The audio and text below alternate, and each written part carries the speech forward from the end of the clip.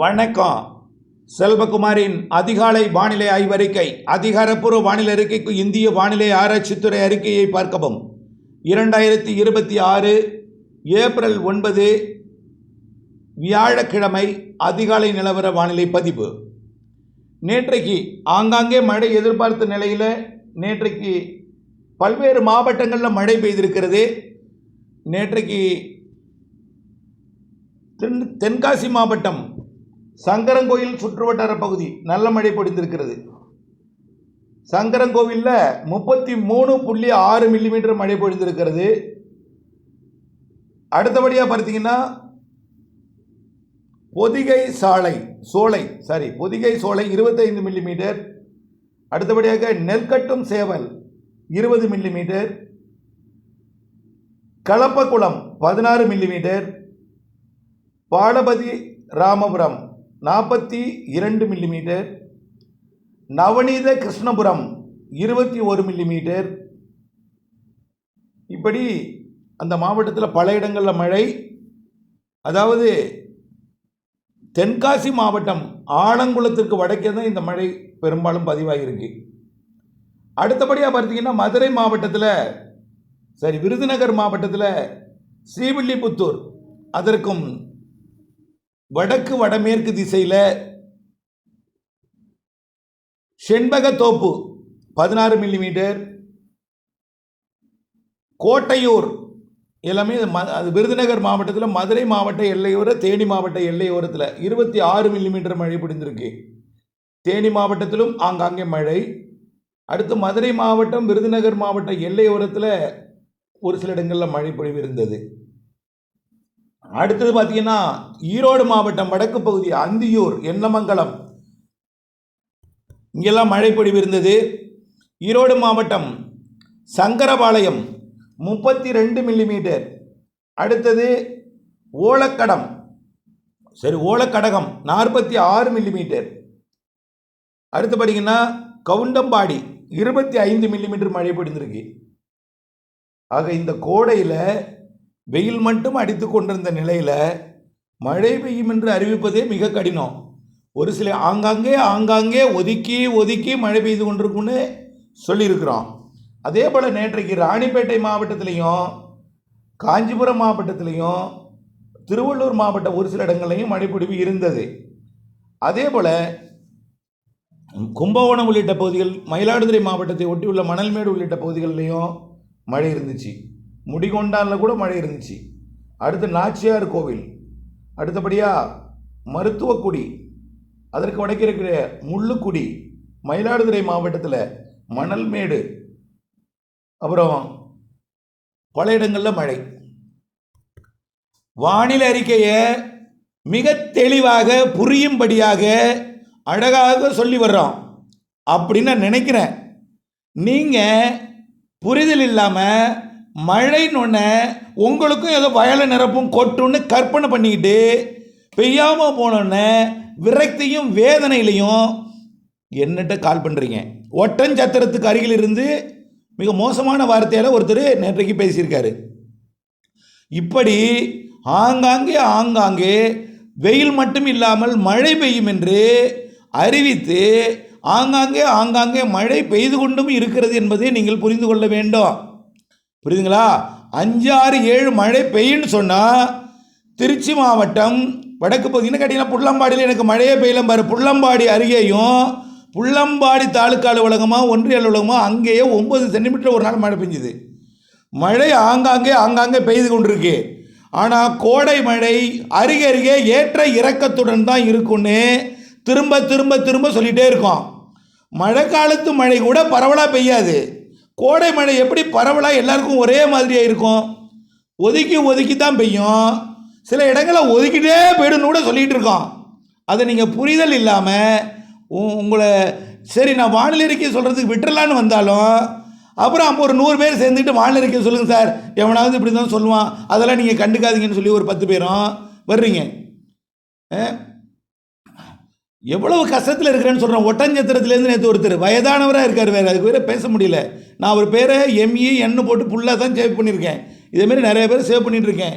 என்ன எல்லாரையும் ஒரு நாள் பார்த்து புரிதலுக்கு வரணும். சரி இந்திய வானிலை ஆய்வு நிறுவனத்தை பார்த்துக்கன்னு சொல்லி வானிலை அறிக்கை போடலன்னு சொன்னால் கூட வர்றீங்க மறுபடியும். நீ இந்திய வானிலை ஆய்வு நிறுவனத்தையே பாருங்கள், மிக தெளிவாக அதிகாரப்பூர்வ வானிலை அறிக்கையை உங்களுக்கு மிக தெளிவாக வழங்குகிறார்கள்ல, அதை பார்த்துக்க வேண்டியதானே. அதிகாரப்பூர்வ வானிலை அறிக்கைக்கு இந்திய வானிலை அறிக்கையை பார்க்கணும்னு சொல்லி தான் தலைப்பும் போட்டிருக்கேன். ஒதுக்கி ஒதுக்கி பெய்யணும் தான் போட்டிருக்கேன். சில இடங்களில் இந்த சுற்றுமழை பெய்யாமல் கூட ஒதுக்கிட்டு கூட போயிடலான்னு சொல்லியிருக்கோம். ஆங்காங்கே தான் பெய்யணும்னு சொன்னோம். ஆனால் தமிழ்நாட்டில் எல்லா மாவட்டங்களும் இருக்கும். பெய்தா இல்லையா? திருவள்ளூரில் பெய்யுது, கன்னியாகுமரியில் பெய்யுது, நீலகிரியில் பெய்யுது, நயதாரண்யத்துலேயும் பெய்யுது. நேற்றைக்கு கூட முத்துப்பேட்டையில் மழை தான், கும்பகோணத்தில் மழை. ஒதுக்கி ஒதுக்கி எல்லா மாவட்டத்துக்கும் வாய்ப்பு இருக்குது. ஆனால் பரவலாக பெய்யாது. நான் என்ன சொல்லியிருக்கிறேன், உங்கள் ஊரில் பெய்யலாம், இல்லை உங்கள் ஊருக்கு பக்கத்து ஊரில் பெய்யலாம், உங்களை ஒதுக்கிட்டு உங்கள் பக்கத்து ஊரில் பெய்யலாம், இல்லை உங்களுக்கு ஊரில் பெய்ஞ்சிட்டு பக்கத்து ஊர் ஒதுக்கலாம். அருகே வேறுபாடு இருக்கும். எவ்வளவு விளக்கமாக சொல்கிறேன், எவ்வளவு விளக்கமாக. என்னமோ நீங்கள் சம்பளத்துக்கு எனக்கு ஆளை வச்சுருக்க மாதிரி. உங்களெல்லாம் மனித ஜென்மத்தில் சேர்க்குறதா எந்த ஜென்மத்தில் சேர்க்குறது தெரியல. நான் இப்போ அடுத்தது இந்திய வானிலை நிறுவனத்தின் அதிகாரப்பூர்வ தனியார் வானிலை நிறுவனம் ஒன்று சொல்லியிருக்கு, ஸ்கைமெட். அதோட அறிக்கையும் போடுறேன். நம்ம விவசாயிகள் கஷ்டப்படக்கூடாதுன்னு சொல்லி அப்படியே எந்த கஷ்டத்தையும் கொடுக்காம மனவேதனைப்படாமல் அப்படியே நான் வானிலை அறிக்கையை கொடுத்துட்ருக்கேன், நீண்ட கால அறிக்கையும் கொடுத்துட்ருக்கேன். ஆகவே நான் உங்களுக்கு நன்மை செய்ய போத்தா எனக்கு அவ்வளோ கஷ்டத்தை கொடுக்குறீங்க. என்னுடைய பிறந்த ஒன்றியத்திலேருந்து அவ்வளோ கஷ்டம், திருத்துறைப்பூண்டிலேருந்து வருது. நிறைய இடங்களில் சொல்ல போனேன்னா ஒத்தக்கால் மண்டபத்திலேருந்து கடந்த வருஷம் இப்படியே கிளம்பிகிட்டே இருக்கீங்க. உங்களுக்கெல்லாம் மண்டையில் ஒன்றும் இல்லைன்னு தான் நான் சொல்லணும். உண்மையிலேயேங்க எவ்வளவு தெளிவாக சொல்கிறேன். ஏன் என்னை போட்டு கஷ்டப்படுத்துறதுக்கு அங்கேருந்து வரீங்க? ஒட்டஞ்சத்திரத்துலேருந்து ஒருத்தர் பேசியிருக்கிற நேற்றுக்கு பேசுங்க, நல்லா புரிஞ்சுக்குங்க.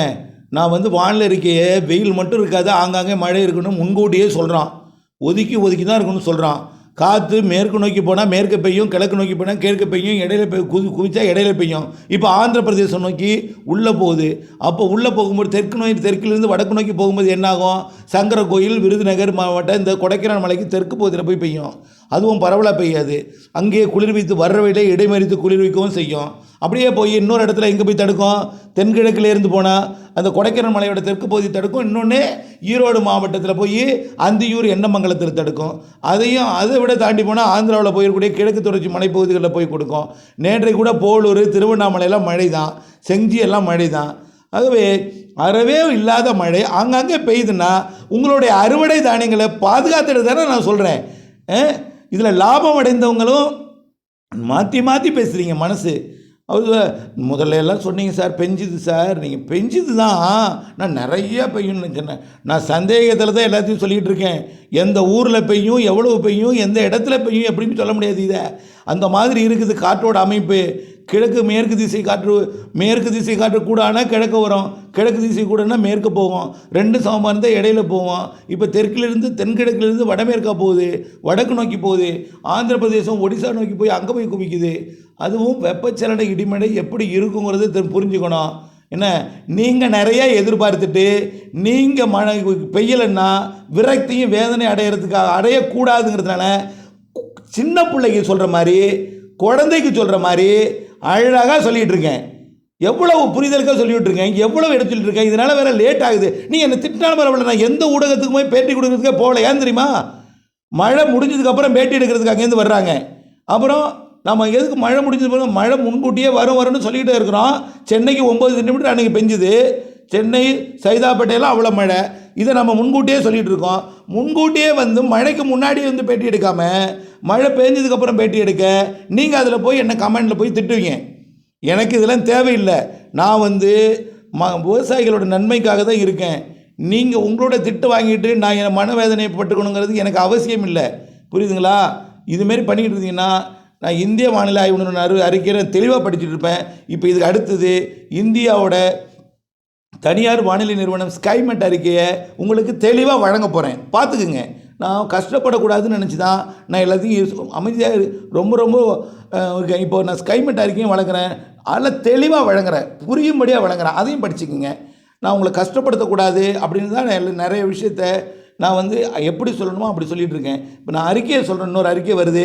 தனியார் வானிலை ஆய்வு நிறுவனம் இந்திய அரசோட அனுமதி பெற்ற டெல்லியில் இருக்கக்கூடிய ஒரு ஆய்வு நிறுவனம் தென்மேற்கு பருவமழை குறித்த அறிக்கை வழங்கி இருக்கிறாங்க. அதை நான் வழங்குகிறேன். இதை தொடர்ந்து அதையும் கேட்டு பயன்பெற அன்போடு கேட்டுக்கொள்கிறேன்.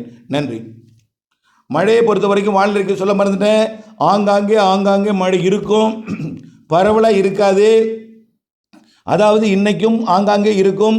தென் மாவட்ட மேற்கு தொடர்ச்சி மலையில் கொஞ்சம் கூடுதல் பரப்பில் இருந்தாலும் ஒதுக்கி தான் இருக்கும்.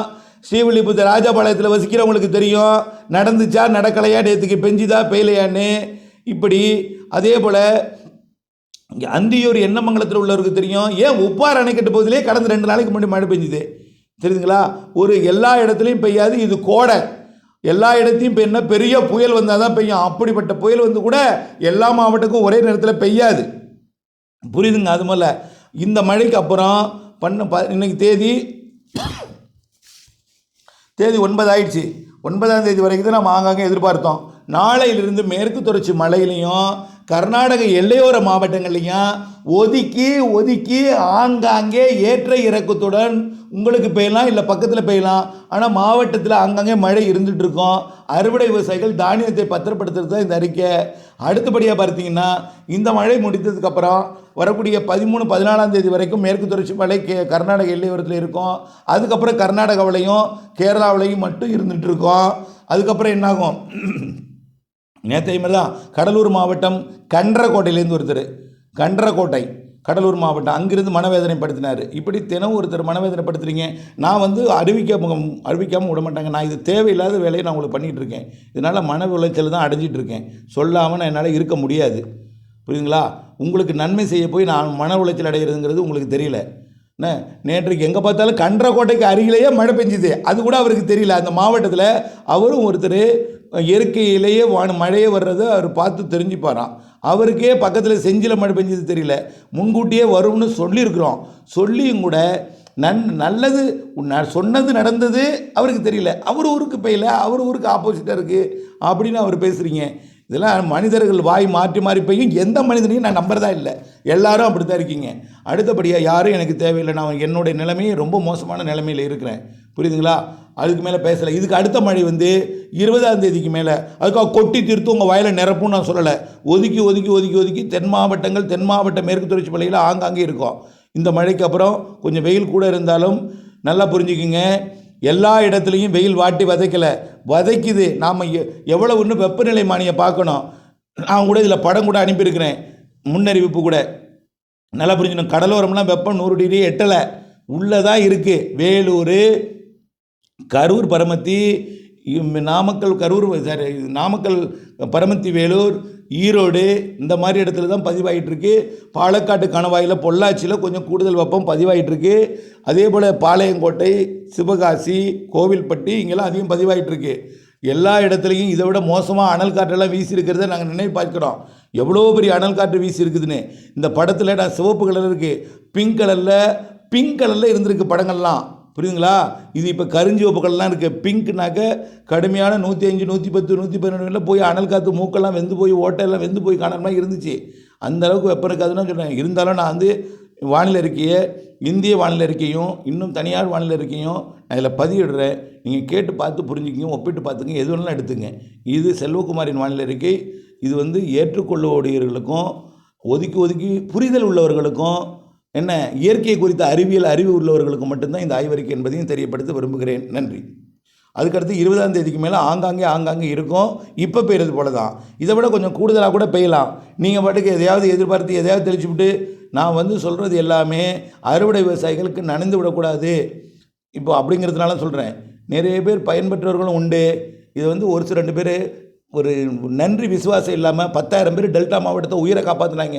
இன்றைக்கி 10,000 பேர் உயிரோடு இருந்திருக்கிறதுக்கு காரணம்னா, ஆனால் ஒரு பைசா ஒரு புரோஜனம் இல்லை. திட்டம் மட்டும் அங்கேருந்து வந்துட்டுருக்கீங்க. அங்கேருந்து வந்து கொஞ்சமாவது எனக்கு பைத்தியம் முடிக்க வைக்கிறீங்க என்னெல்லாம். இதுக்கு மேலே வானிலை இருக்கலாம். இதாங்க நீங்கள் எப்படி வேணாலும் எடுத்துகிட்டு போங்க வானிலை இருக்கையே. நன்றி பணிவுடன் வணங்குகிறேன்.